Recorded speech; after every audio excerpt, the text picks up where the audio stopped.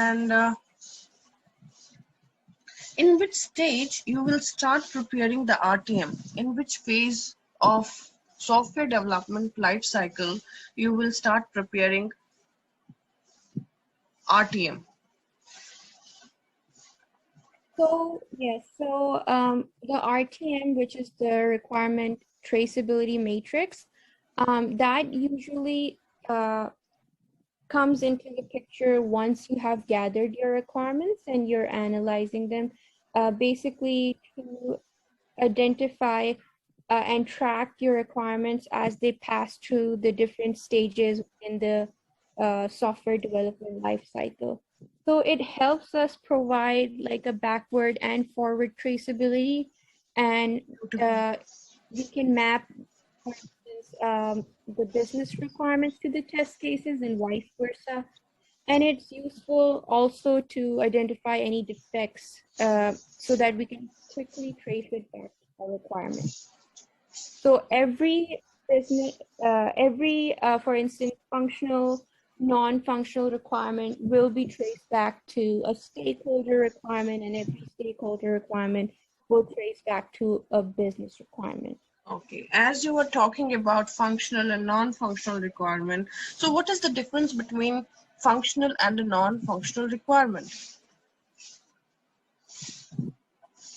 So functional requirements is anything that is tangible, that is related to the system itself, whereas non-functional requirements are non-tangible.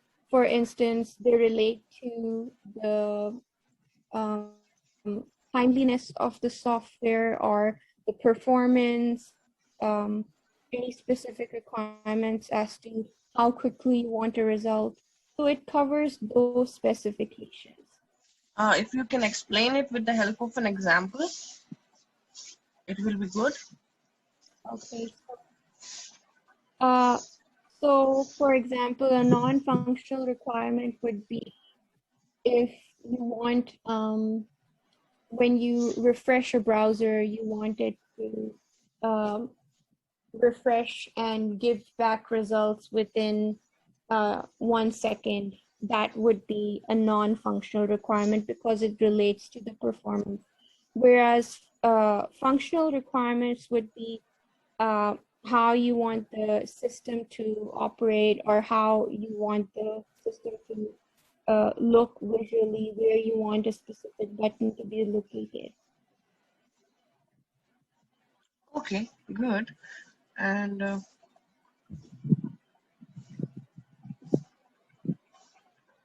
okay, so as a VA, okay, once you have taken the requirement, so when do you feel that you are done with the requirement gathering? It's done. I don't have to gather more requirements. I'm done with the requirement gathering with respect to the particular solution that we are going to provide to the client.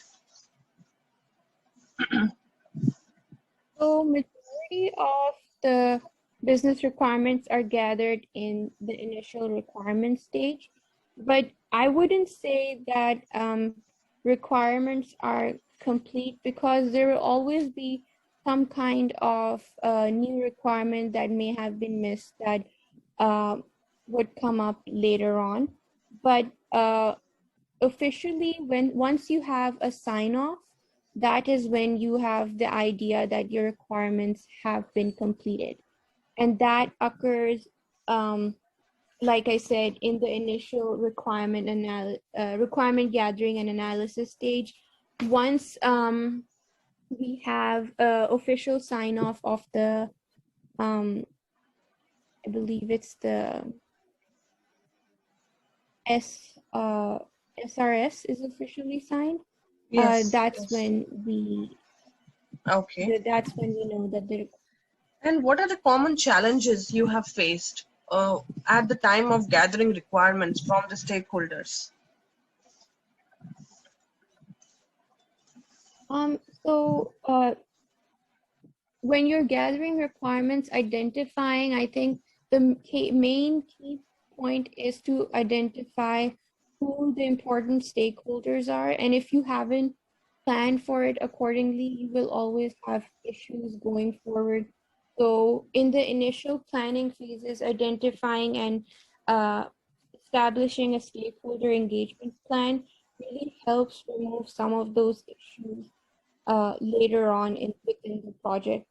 You will always have some issues with navigating around requirement gathering from clients because some might not be as cooperative as others, but the idea is to establish good relationships and good terms so that you can identify those key. Very good.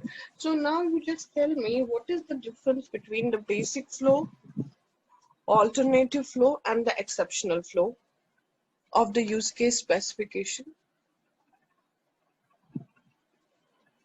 Sure. So the basic flow actually guides us as to what the basic activities will be within that particular flow. Whereas the alternative flow is something that if something changes, if there's uh, anything out of the normal, that is where the alternative flow would come in.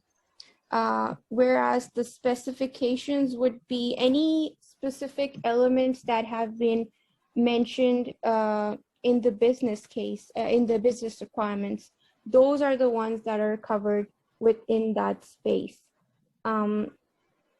If I think about an example of the alternative flow, that would be maybe, for instance, if a user isn't able to log in, what would be the reaction of the system? How will the flow react, and what would be the steps identifying those?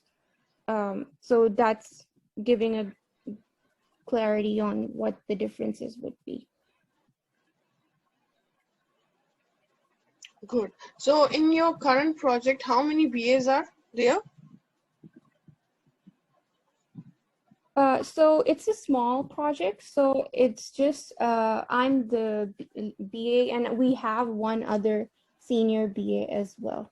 So how much is the total But team size? the total team size is around 5 people actually. That's it. So total team size of the complete, including the developers and the testers, the total team size you are having 5 members. Yes, the organization, as I mentioned, it's an operational BA role, so it's set up differently. The technical teams are different from our space. So if you think about that, there'll be a lot of technical teams we're dealing with. But within our own space, it's just 5 people who are managing the work. Others are organized in sub teams. Okay. Okay. Nice.